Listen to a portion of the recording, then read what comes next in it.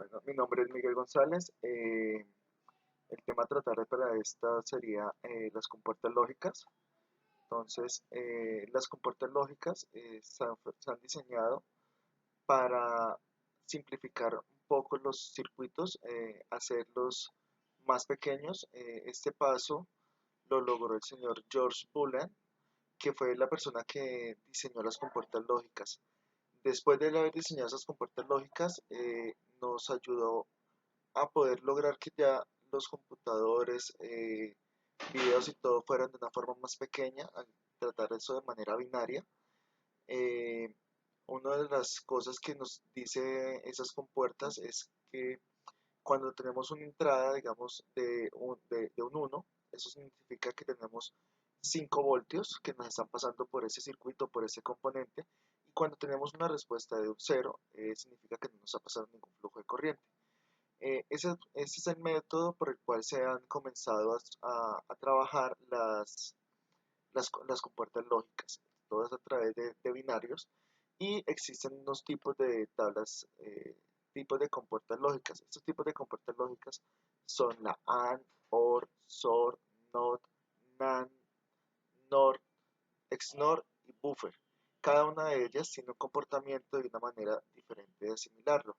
Por ejemplo, si nosotros tomamos la compuerta tipo lógica NAND, AND, perdón, la AND esta nos daría como si tuviéramos que hacer una multiplicación.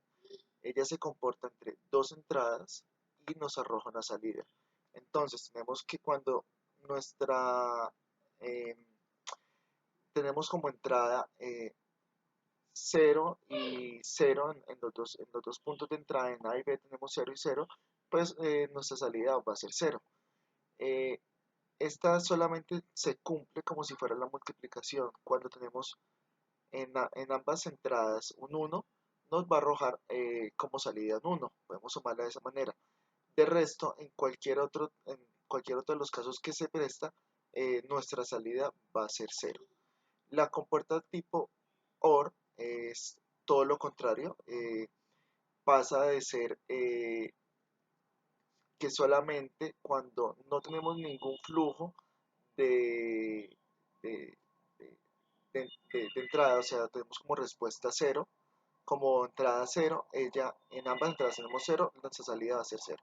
De resto, nuestras salidas van a ser eh, unos, o sea, positivas. Luego seguimos con otra de los tipos de compuerta, que es la compuerta NOT. La compuerta NOT ya trabaja solamente con una entrada y con una salida. Entonces esta sería como una negación, se le dice a esta, que es la negación, en donde si tenemos que una entrada 0, pues vamos a tener como resultado un 1. Si tenemos una entrada 1, nuestro resultado va a ser 0. Después de esa tenemos la buffer, que la buffer es la respuesta ya positiva. Entonces, si tenemos la entrada, pues nos va a dar como resultado una salida. Si no nos está entrando nada, no nos va a salir nada. Entonces, cuando tenemos como entrada un 0, nos va a salir 0. Si tenemos como entrada 1, nos va a salir un 1. Luego seguiría la XOR, donde la XOR se comporta que solamente siempre y cuando una de las dos tenga una entrada, sea positiva, ya sea 1, nuestra salida va a ser un 1. Cuando las dos entradas sean iguales, nuestra salida va a ser 0. Entonces, si tenemos 0, 0, nuestra salida va a ser 0. Si tenemos 1, 1, nuestra salida va a ser 0. Pero si tenemos 0, 1 o tenemos 1, 0, nuestra salida va a ser 1.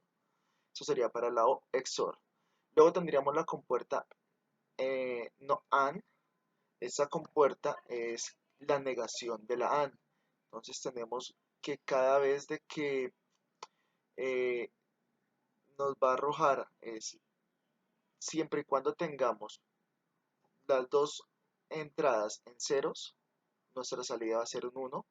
Si tenemos alguna de las dos entradas con 1, nuestra salida va a ser un 1. Pero si tenemos las dos entradas con 1, nuestra salida va a ser 0. Es la única donde va a dar la negación. Luego tenemos la compuerta no OR, que es la negación de la OR.